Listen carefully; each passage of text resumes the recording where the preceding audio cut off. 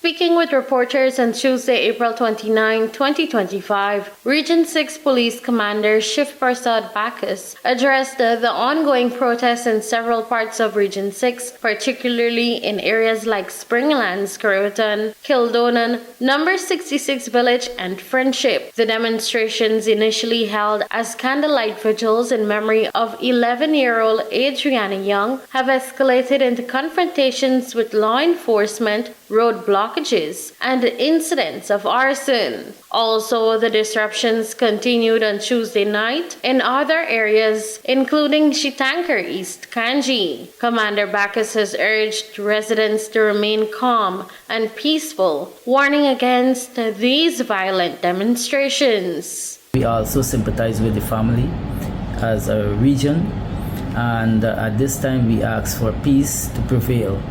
If we to do so, therefore we would want to have peaceful vigil, meaning in a sense that you have your candlelight vigil. You do that with the various religious body in a corner of a road or in a building, and you can do that peacefully. There is no issue about that. However, when it becomes violent now, when persons tend to block the roads, put debris on the roads, light it to fire, is then when it's a concern for the police to act in a manner of which whereby our team, including the forest responder, from depends on the station level, and the public order unit. What we had in that sense is several debris were light on the roadways. That include on Springlands Public Road, where a person was seen putting tires and other old materials and lighted a fire. And also they shied police with these bottles who are going to extinguish those fires with the fire service. However, we managed to extinguish the fire from public assistance from the community policing group, members of the public, who assisted us greatly in doing so.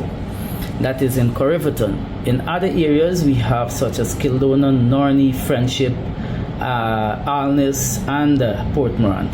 And what we would have discovered is that the age group that are on the road during those times, 1 a.m. in the morning, 10 a.m. in the night, 6 to, I average about 21 years old, at Kildonan, Norney. Take for instance the one that we apprehend in Port Morant and at Alness. They are teenagers. We are appealing to members of the public. We are appealing to you, the parents. Keep your child away. At this time, keep your child away from these issues. Do not encourage them to go out on the roadway and cause destruction of public property. And also you have the disturbance of persons who are traveling from one point to another. Last evening, yes, we understand what is plaguing in Region 5. I can't speak for Region 5, but in Region 6 there were many cancellation of flights.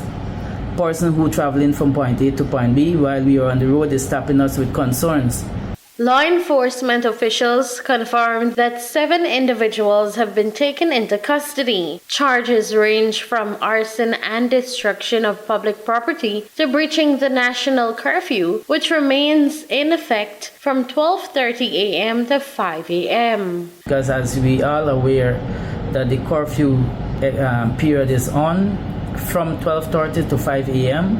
and also there's an order in regards of public person who would want to hold public event, such as march, and so there is an application process, and I'm encouraging persons who want to do so kindly follow the process by applying and go through the procedures. Failure to follow that, having an application filed for that particular event, that event would of course become unlawful, and the police would ensure they communicate with those persons.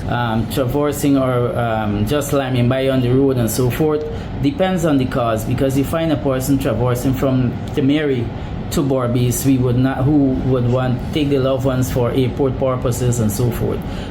there are waiving purposes for those.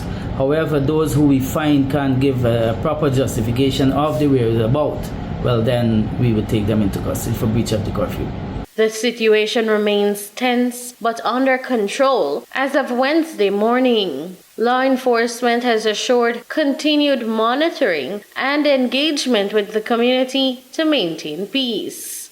Reporting for the LRTVS NewsWatch, Salochni Rupnarayan.